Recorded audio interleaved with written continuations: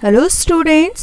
तो बच्चों, आज आपका बहुत ही इंटरेस्टिंग जो टॉपिक है या हम कहें चैप्टर स्टार्ट हो रहा है, हेरिडिटी एंड इवोल्यूशन।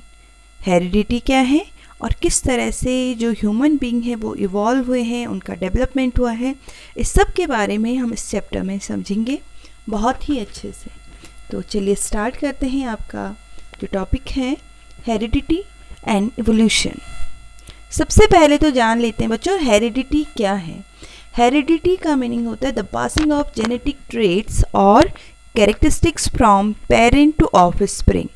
जो पेरेंट्स हैं उनके जो कैरेक्टरिस्टिक्स हैं वो किस तरह से बच्चों में पहुंचते हैं, ठीक है। और हम कह सकते हैं द ट्रांसमिशन ऑफ कैरेक्टर्स और traits from the parents to their offspring is called heredity. जैसे क्या होते हैं हमारे जो आप देखेंगे कैरेक्टरिस्टिक्स हैं बॉडी के या ट्रेट्स हैं वो किससे मिलते हैं, हमारे पेरेंट्स से। जैसे हमारे आइज़ का कलर, हेयर का कलर, हमारे हम कह सकते हैं स्किन का कलर, ठीक है। तो आप देखेंगे बहुत सारी चीज़ें हैं जो कुछ आपके मदर से मैच कर रही हैं, कुछ आपके फादर से मैच कर रही हैं। ऐसा क्यों होता है, चलिए इसको देखते हैं। आप जानते हैं बेटा, जब फर्टिलाइजेशन होता है, फ्यूज़न होता है टू गैमिट्स का, ठीक है, यानी कि male and female gamete. Male gamete क्या है आप अच्छे से जानते हैं, मेल गैमिट यानी कि स्पर्म एंड फीमेल गैमिट यानी कि एग। जो मेल गैमिट है बेटा उसमें आपके कितने क्रोमोसोम होते हैं, आपको पता है कि ये क्या है, दैट इज़ अ सेल। चाहे मेल गैमिट हो आपका चाहे फीमेल गैमिट हो, दोनों क्या है, बोथ आर सेल हैं दोनों। और सेल के सेंटर में आप जानते हैं क्या प्रेजेंट होता है, एनिमल के सेंटर में न्यूक्लियस। आपने ये 9th में पढ़ा हुआ है सारे बच्चों ने। और न्यूक्लियस के अंदर आपको पता है क्या होते हैं, क्रोमेटिन थ्रेड्स या हम क्रोमोसोम्स ने हम कह सकते हैं। जब सेल डिवीज़न होता है तो ये क्रोमोसोम्स में चेंज हो जाते हैं और इन्हीं में हमारे कैरेक्टरिस्टिक्स होते हैं। जब इन दोनों का फ्यूज़न होता है तो क्या होता है, जब फ्यूज़न हो गया तो फर्टिलाइजेशन हो गया, जाइगोट बन गया और वहीं से नई लाइफ की हम कहेंगे नींव पड़ जाती है या न्यू लाइफ फॉर्म होने लगती है, ठीक है। तो वहीं से जो कैरेक्टरिस्टिक्स हैं पेरेंट्स के यानी कि मदर के और फादर के, वो कहाँ ट्रांसफ़र हो जाते हैं, बच्चों में। और इसी को हम क्या कहते हैं, हेरिडिटी। अब कौन से कैरेक्टरिस्टिक आएंगे, कौन से ट्रेड आएंगे, क्योंकि दोनों के अंदर ट्रेड होंगे, मदर में भी होंगे फादर में भी होंगे। मदर के भी स्किन का कलर है, फादर के भी स्किन का कलर है, मदर के भी हेयर का स्ट्रक्चर है, फादर का भी है, दोनों के अलग अलग है। तो कौन सा ट्रेड बच्चों में जाएगा, इसी के बारे में इस चैप्टर में हमने जानना है, ठीक है। तो चलिए स्टार्ट करते हैं। तो देखिए बेटा, हमने कहा जो ये ट्रेड हैं, कैरेक्टरिस्टिक्स हैं, इनमें वेरिएशन होती है, अलग अलग होते हैं। जैसे हमने यहाँ पे एक कैरेक्टर लिया है ईयर लोब का। ईयर लोब तो आप जानते हैं जो लोअर पार्ट है ईयर का, ये वाला, इसको हम क्या कहते हैं, that is called ear lobe. तो जो क्या है बेटा, जो ईयर लोब है आप कुछ देखेंगे कुछ पीपल्स में कैसे होते हैं, हैंगिंग होते हैं, जैसे इसमें है हैंगिंग है, ठीक है, और डिटैच्ड और फ्री जिसे हम कहते हैं। और कुछ में क्या होते हैं, some have attached ear lobe, attached होते हैं। तो ये आप देखेंगे इनका जो ये कैरेक्टर है, ये ट्रेड है, ये अलग अलग हैं, वरी कर रहे हैं एक दूसरे से। तो हम इसे क्या कहेंगे, variation. The differences in the characters और trades among the individual of a species is called variation। इसे क्या कहेंगे हम, वेरिएशन। तो ये क्यों वेरिएशन क्या होता है, ये क्यों होता है और क्या ये हमारे लिए यूज़फुल है नहीं है, इसके बारे में जानते हैं। तो आई थिंक वेरिएशन समझ गए होंगे आप लोग कि एक ही कैरेक्टर जब हमें अलग अलग दिखता है, जैसे ये ईयर लोब का हमने कैरेक्टर कहा था, इनमें भी क्या है, डिफरेंसेस हैं, ठीक है, इंडिविजुअल टू इंडिविजुअल। तो इसी को हम क्या कहते हैं, वेरिएशन। देखिए बेटा, तो इसकी डेफिनेशन भी इसमें लिखी है, the differences between the characters और traits among the individual of the same species are called variation. अब ये जो वेरिएशन है कि क्यों होता है, जब कोई ऑर्गेनिज्म रिप्रोड्यूस करता है, ठीक है, और अगर ये रिप्रोड्यूस कर रहे हैं बेटा, तो सेक्सुअली रिप्रोडक्शन अगर हो रहा है, मेनली जो है सेक्सुअली रिप्रोडक्शन हो रहा है, तो मैंने कहा कि सेक्सुअल में क्या होता है कि मेल गैमिट और फीमेल गैमिट का फ्यूज़न होता है, तो मेल में भी अपने ट्रेट्स होंगे, फीमेल में भी अपने ट्रेट्स होंगे।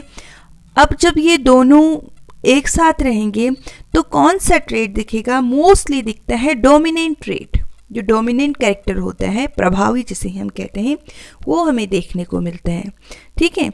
और फिर क्या हो जाता है? वेरिएशन, कुछ और नया निकल के आता है, वेरिएशन हो जाता है। मोस्टली जो वेरिएशन है ये हमारे लिए यूज़फुल ही होता है, क्योंकि जो वेरिएशन है ये क्या करता है बेटा? किसी भी ऑर्गेनिज्म को एडजस्ट करने में हेल्प करता है, adjust to the changes in the environment में जो चेंजमेंट हो रहे हैं उनके साथ हेल्प करता है।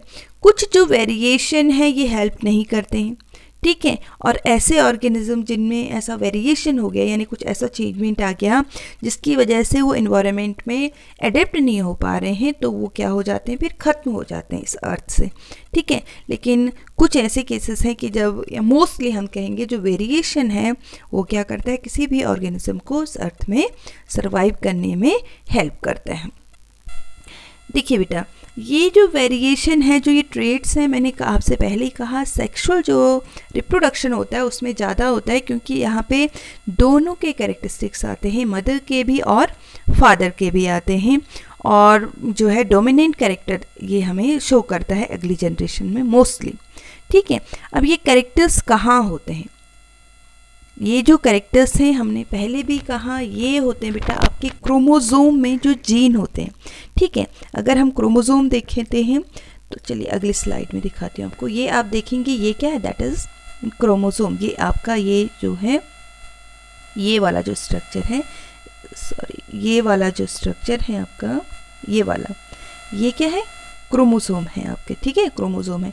आप देखेंगे ये काफ़ी कॉइल्ड हो रखा है, ठीक है। और इसको खोलेंगे हम लोग अगर, तो इसका जो ये एक सेगमेंट है इसको कहते हैं हम जीन। इन्हीं जीन में कैरेक्टरिस्टिक्स होते हैं। कौन से कैरेक्टरिस्टिक्स? कैसे कैरेक्टरिस्टिक्स होते हैं? जैसे हेयर का कलर, स्किन का कलर, आपके बॉडी का कलर, ठीक है।